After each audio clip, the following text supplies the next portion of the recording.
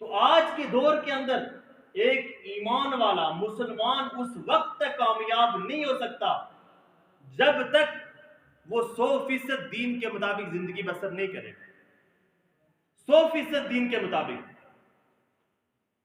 کیسے مثال سے سمجھیے. صحابہ کرام رضوان اللہ تعالی علیہم اجمعین، اللہ کے نبی کی محبوب جماعت صحابہ کرام ایک جنگ کے اندر کافروں سے لڑائی لڑ رہے ہیں. 3 دن ہو گئے کافروں نے محاصرہ کر رکھا ہے.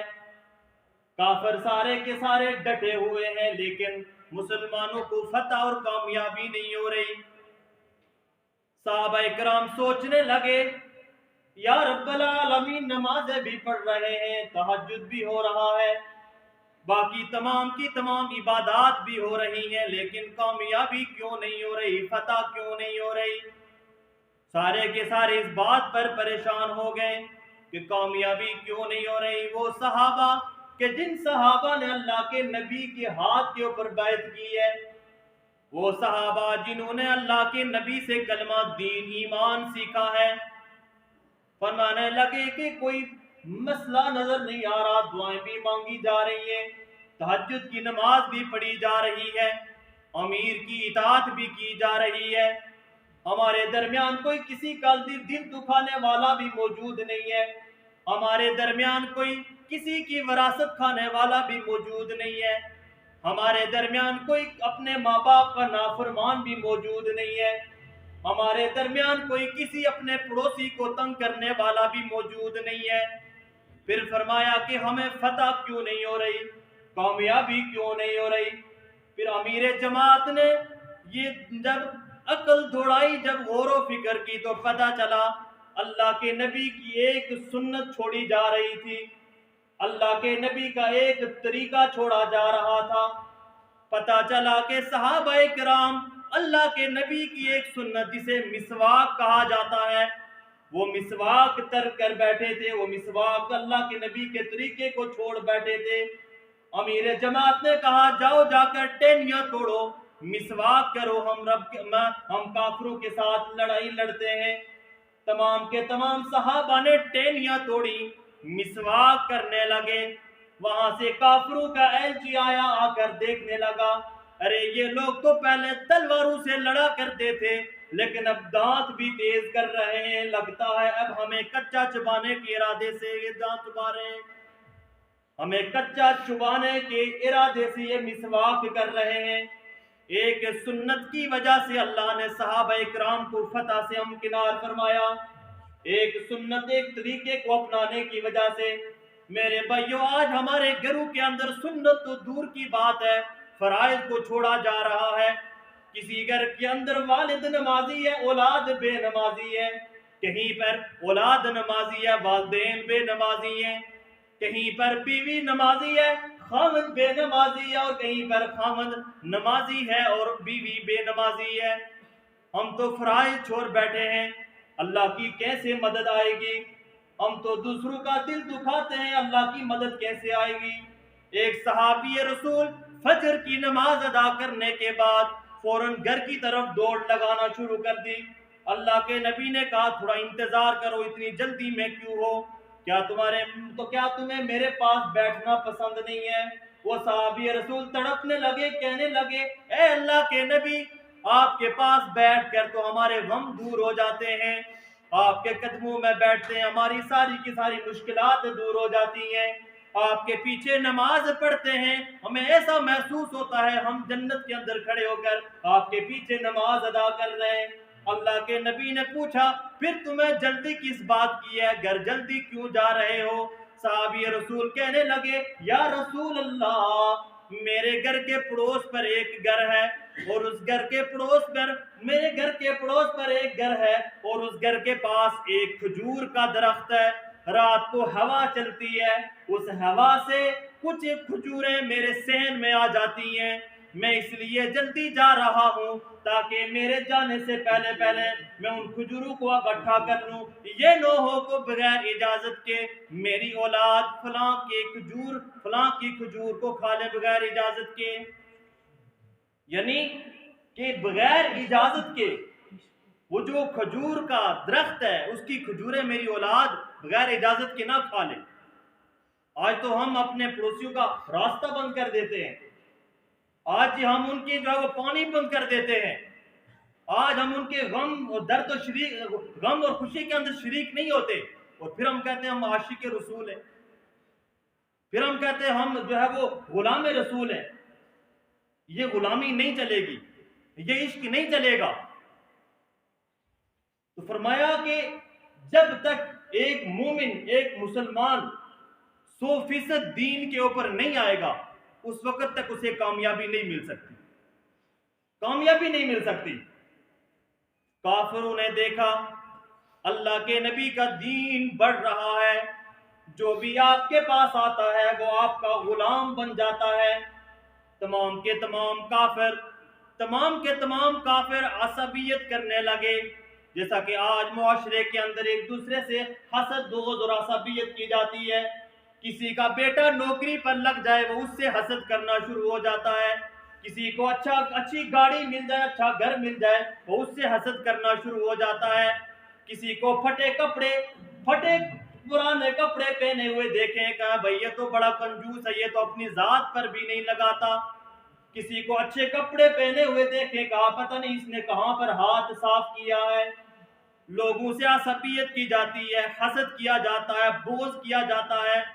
اب جو انسان جیسا ہوتا ہے اسے دوسرے کے بھی اعمال ویسے ہی نظر آنا شروع ہو جاتے ہیں، جو انسان جیسا خود ہوتا ہے اسے دوسرے کے اعمال بھی ویسے ہی نظر آنا شروع ہو جاتے ہیں۔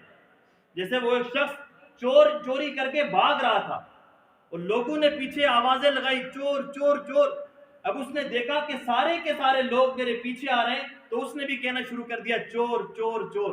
اب پتہ ہی نہیں چل رہا تھا ان میں سے چور کون ہے۔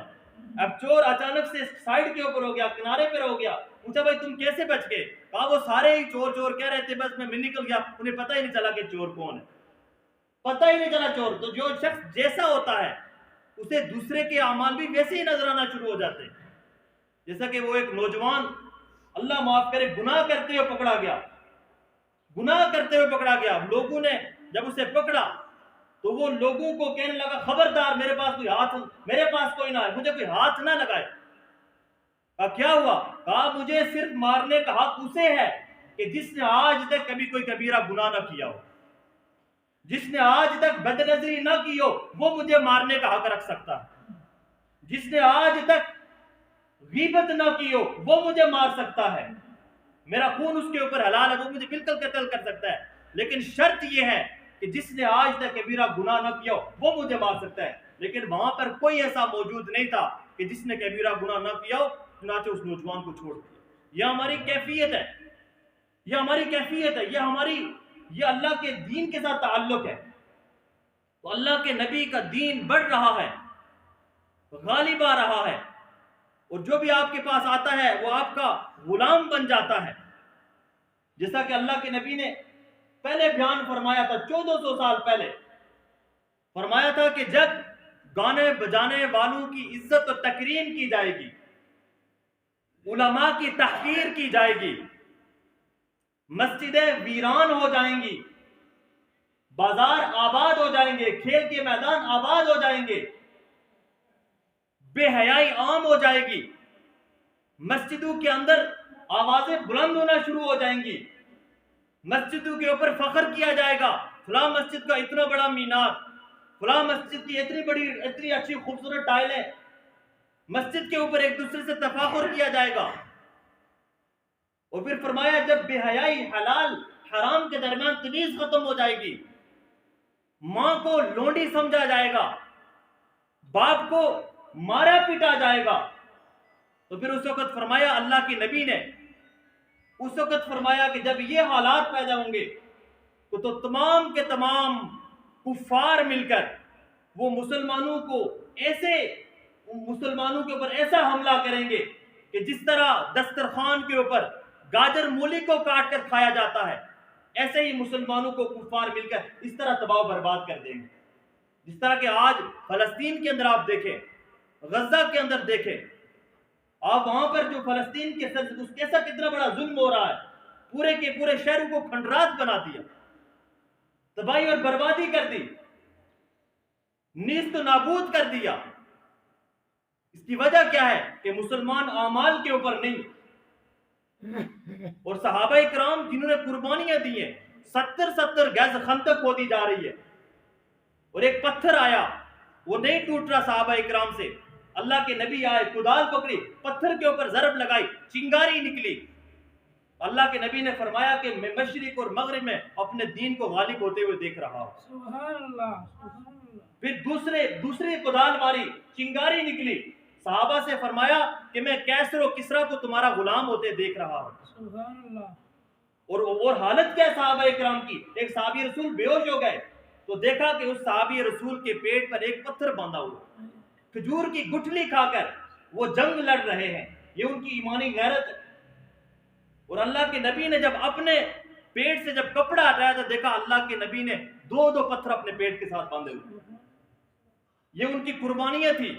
آج ہم دن میں بھی کھا رہے ہیں، رات میں بھی کھا رہے ہیں، کسی کے اوپر دعوت پہ چلے گئے وہاں پر بھی کھا رہے ہیں، گھر میں کوئی آ جائے اس کے لیے اچھا انتظام کیا جاتا ہے، اہتمام کیا جاتا ہے، لیکن اس کے باوجود ناشکری ہے، اس کے باوجود ناشکری ہے. تو جب تک مسلمان 100% دین کے اوپر نہیں آئے گا اس وقت تک کامیابی ممکن نہیں ہے. ظاہر اور باطن دونوں کو بنانا ہے. اللہ نے کیا فرمایا؟ ان کنتم تحبون اللہ فاتبعونی یحببکم اللہ. اگر تم اللہ سے محبت کا دعویٰ رکھتے ہو، اور ہر ایک دعویٰ کرتا ہے کہ مجھے اللہ سے محبت ہے، تو فرمایا فاتبعونی، میرے نبی کی اتباع کرو، میرے پیغمبر کے طریقے کو سب سے بہترین طریقہ سمجھو، میرے نبی کی سنت کو سب سے بہترین سنت سمجھو. آج ہمیں یہ دھوکہ لگ گیا ہے کہ جی صرف باطن کو بنائے، ظاہر کو نہ بنائے. یہ دھوکہ لگ گیا. حالانکہ اللہ کے نبی نے خود اس کی تعلیم دی ہے، خود اللہ کے نبی نے اس کی محنت کی ہے.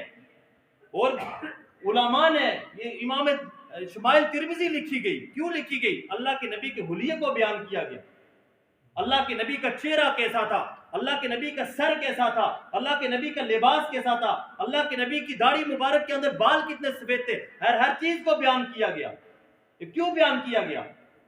آج ہمارا کھانا یہودیوں والا، پہننا یہودیوں والا، طور طریقہ یہودیوں والا، اور اس کے بعد پھر ہم نعرے لگائیں فلسطین کے خلاف اور اسرائیل کے خلاف، یہودیوں کے خلاف. خالی نعروں سے نہیں چلے گا. انسان عملی میدان میں قدم رکھے گا تب پتہ چلے گا کہ وہ کتنا بڑا عاشق رسول ہے. آج کا نوجوان وہ اس کا سر دیکھے وہ یہودیوں والا، اس کا لباس دیکھے یہودیوں والا، اس کا لائف سٹائل دیکھے یہودیوں والا. وہ مسجد کے اندر بھی آئے گا پینٹ شرٹ پہن کر آئے گا، اور پینٹ شرٹ کے اندر آئے گا اس کا سطر کھلے گا. اور جب اللہ کے گھر کے اندر سطر کھلے گا تو اللہ تعالیٰ اس کا نام مٹا کر رکھ دیں گے. جب وہ پینٹ پہنے گا، شرٹ پہنے گا، وہاں پر سطر کھلے گا. پھر وہ لاکھ نعرے لگاتا رہے، وہ لاکھ دعوے کرتا رہے، اللہ کو اس کے دعووں کی کوئی پرواہ نہیں. اس لیے کہ اس کا حلیہ، اس کی چال ڈال اللہ کے نبی کے خلاف ہے، اس کا طور طریقہ اللہ کے نبی کے خلاف ہے. اور صحابہ کرام رضوان اللہ تعالیٰ عنہم اجمعین ان کی قربانیاں دیکھیں کہ کتنی اس دین کے خاطر قربانیاں دی.